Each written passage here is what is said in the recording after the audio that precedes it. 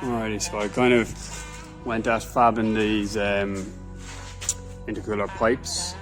So the front one here I didn't get done, and the reason is I can't run a straight line. It needs to be stepped out. So I need to get two 45s basically and clock them into a Z or an S shape going across here, and then one bar joining them. But I did get a little bit of a run at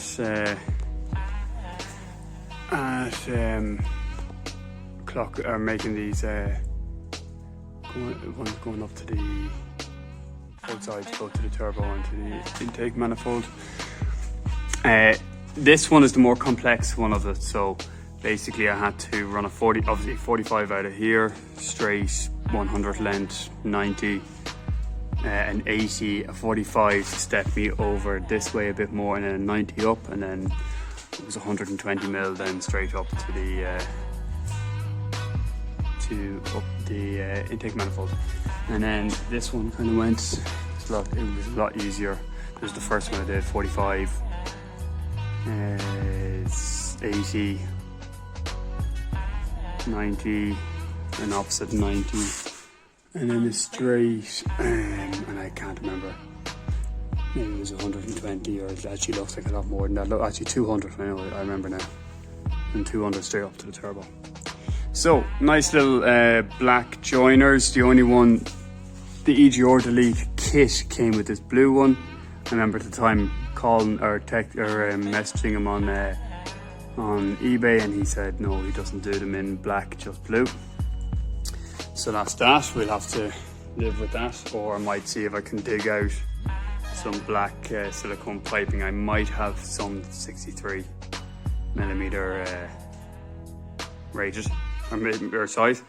So during the week, if I can, see I'm working quite late evenings all week, so it might be Friday before I get to go to the steel supplier, which is Nickel Steel in Navan, in County Meath. In Ireland. they do quite a lot of what is called dairy pipe or sanitary pipe, or basically it's a 2 mil wall stainless steel. So I'll be able to get 245s for that, and I'll be able to run a straight line between them. That's that too. So the issue, as some of you might have clocked, is, see how close that is? So we got the pipe coming along there, and we've got this wheel here. I have to get the keys just to try and unlock the steering wheel so that I can do a full lock test. That's the kind of angle there, you know. I'm gonna have to put it down on the ground as well, just to make sure. That's the edge there. So what's that? That is 40 mil. Let me grab a tape measure and just have a quick measurement on it. I don't know if I'll get much more done this weekend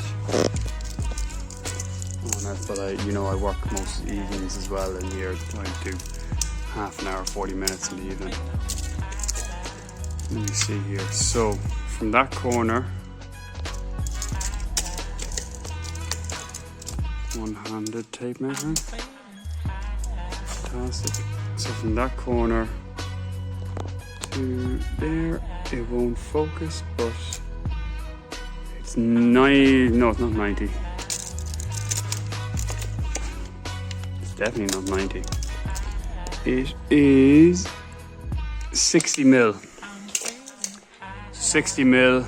Then when it locks, full lock, we have, we're gonna get probably, it might hit it. I'm really hoping it doesn't. I'll grab the keys and I will have a look. Let's see. Alrighty, I'll report back in a few minutes. Alrighty guys, so have the car down on the wheels, which is an exciting moment. I like the way this looks, I like the way You're probably not seeing it so much there because of the contrast in the video, but I like the way the arches are filled with the tyre and everything. It's sitting right. If I went up to 16 or 17, I would still stay with that dimension. I wouldn't want the wheel sinking into the arch anymore. The back obviously needs to be bled, it's way too high. So that's the SLS suspension, that needs to go through cycles of bleeding. I looked into it before, I can't quite remember, but it's something to do with under load, pushing up and down the lever at the back to bleed it out while the engine's running. Anyway, that's neither here nor there. The reason why I dropped this was to have a look at the intercooler pipework in relation to that front wheel, and it's all right going straight, perfectly fine. On full lock, it's not touching or anything like that. We've got about 30 mil of play of a gap. Now, I don't know how much, there's a couple of aspects to that, right? First of all, it's on full lock, and that's going to be an issue, so it's slow moving. You're never going to be on full lock when you're going down a road gunning it. And on partial turn, it has still loads of space. So that's one thing. The other thing is, I don't know how much when you do go over an uneven surface on full lock, does your wheel have any back and forth play under its suspension travel? I mean, so as that suspension goes up, does it have a caster that brings it forward up into that location, or it doesn't really have space to go back? So if it does go forward, it goes like that. But I think it probably is quite, knowing the Germans, it's probably quite linear, if you know what I mean, 90 degrees to the ground. So I think we might have just skated past a potential issue here. My solution for it, if I do at some point catch it and find that it rubs, my solution for it is it's a pretty simple one. That leg there is basically straight off here, from that angle. So I can remove 25 mil from both of them. That brings that angle back here, and then I can rejig my pipe work then to come in, 25 mil longer on it straight away there would bring it kind of tighter to the back of the intercooler, and that would be perfectly acceptable as well. So that's that. The intercooler pipework, I'm really liking how the stainless steel looks. It's pretty savage. I think it looks really, really tasty. The downside, obviously, to using stainless steel is that it retains heat a lot longer. So while aluminium will heat up an awful lot quicker, it also dissipates that heat an awful lot quicker. And that's the reason why it's used, because it obviously takes in the heat, which is not ideal. It takes that in quicker, which is the payoff. And the positive is that it actually dissipates the heat, whereas this will hold on to heat an awful lot quicker. So an awful lot of hard pulls and stuff like that will have this heat soaked, just like it would have heat soaked the aluminium, but it won't necessarily go down in temperature, decrease in temperature as quick, nowhere near as quick as the aluminium would. Apart from that, and then obviously you got your weight. So apart from that, I think I can live with that, considering this is going to be a daily driver mile muncher. It's not going to be going flat to the mat on a racetrack or anything like that. So realistically, I'll have to do a couple of pulls, maybe, you're talking about usual stuff on the motorway going to overtake, or on the road going to overtake, and at that stage then you're back down to cruising speeds. So for all of that, it'll be fine, I think. Anyway, and just to give you an idea of the exhaust, I'm really digging the exhaust. I know it's silly and everything like that, but I'm sort of quite proud of this, just even though it isn't the best fabricated build or anything like that. It's because I'm learning to TIG that I'm actually quite proud of it. I do notice that that V band halfway down is I'm going to have to turn that on its side just so I don't catch anything. But anyway guys, what do you think of the look of it? I quite like those alloys, believe it or not.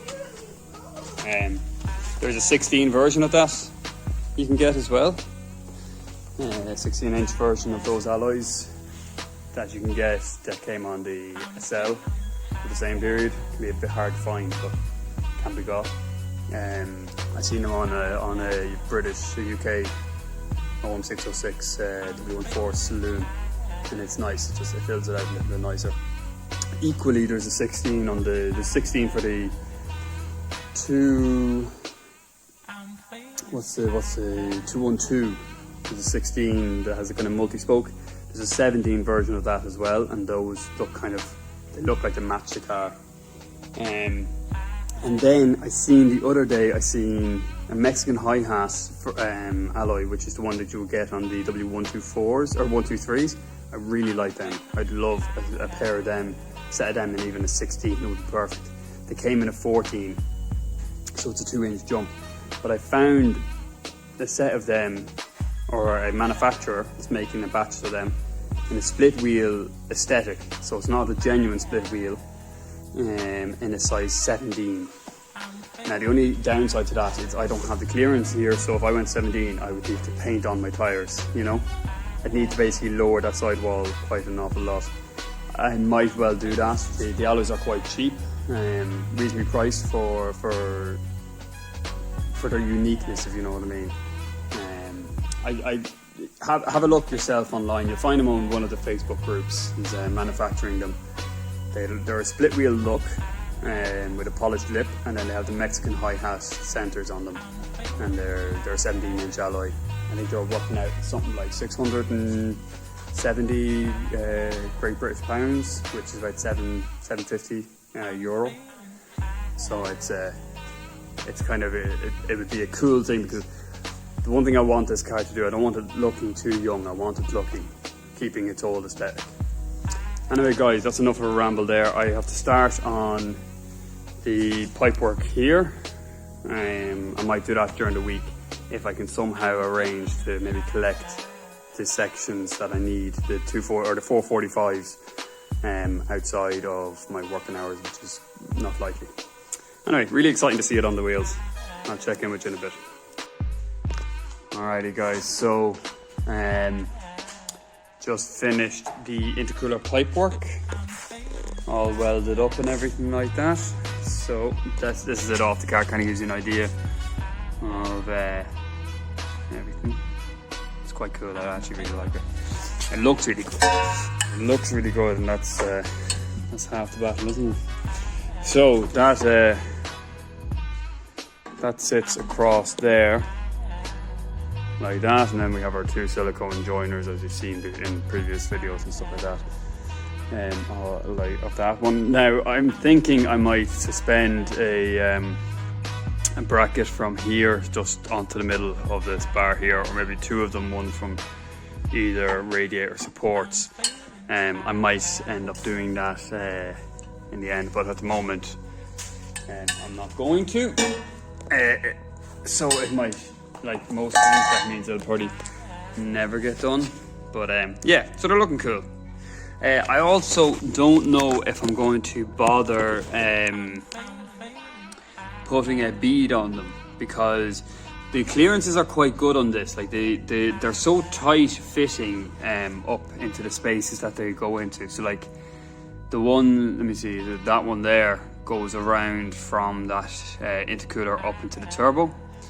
That really is difficult to remove even when the silicone joiners are not. When the silicone joiners are not don't have the Jubilee clips on them and everything like that, it's still quite difficult. You break it loose at one side and it'll still be difficult to remove this side from the turbo. Equally, this one here on the intake side is quite similar. You know, the clearances I made them were quite tight. I'm actually quite happy with the way they turned out. So there is actually no movement for up and down. On the flip side as well, the These I think are meant to be 63 mil that they take, and I think this pipe is, yeah, there we go, I can get it on there. It's quite like, and then it's maybe it's hard to see it there, but it's actually hard to get that off once that goes on. So throw a banjo or not banjo, a Jubilee clip around that. I don't think it's ever coming off. And then these ones, definitely. This is the one coming out of the intercooler. That is not a 63 mil coupler here. You know, you can see there where I've actually shaved little areas off it, just trying to get that pipe onto it. That is really tight. So I don't know if I should bother putting a bead on these at all. My idea was I was going to cut a very small section of it, like not of this, but of a straight length, make a ringlet, put the ringlet over, and then just TIG weld that into place. But again, I am really questioning if I will bother doing it. I might just wait and see if I ever get a leak or anything like that. I'm only going to be running, at the moment I'm going to be running the standard turbo, which is only maybe 1.4 bar. You know, maybe if I went up to HX35, I might then start blowing pipes off, I don't know. But anyway, at the moment that's what's done there. So the idea for this weekend is I need to, let me see, I've got a list here in my pocket for the car. 2 seconds, I'll just pull this out. I know I have to do the oil pipe for the cooler, for the oil cooler. And then what else? Let me see. Yeah, so I got my oil pipe, I've got the cluster, this is what's left I think to do. Cluster and the key barrel, you know, the vacuum one. Electrics, I think I've got the alternator I have to wire up. I think the starter is wired up, but the stats, the temperature stats need to be wired up. And the rev, kind of the RPM, or the signal from the fly needs to be brought up to the cluster, I think. Fluids then, basically engine, diff, brakes, suspension and coolant. And I think that's me. Now there's another one I should add to the list, which is down here. If I can get this bloody camera to focus. You can't see it there, but I have the dipstick for the gearbox. The mounting needs to be made up here for it to stay put, basically. Something not necessarily what I'm after walking by on there. Yeah, not necessarily something like that, but something not a million miles away from that. Design will sort that out, and then we'll see. We're getting dangerously close to the first startup of this car, and I'm getting a bit scared. Anyway, guys, so I'm going to start off with the pipe work for the oil cooler. The other thing was the aircon rad. I think I might have an idea on that one. They use the same threads and everything like that. I might have to end up making up my own aircon lines and stuff like that, but that doesn't seem to be a huge job from the looks of it. These things always look easier online, but I think the W210, the one that the engine came from, its dimensions might leave me able to fit it into this top section here and sit just halfway behind the oil cooler, which you can see I have loads of space. So that might be a possibility. Anyway, guys, I'll check back in with you in a bit.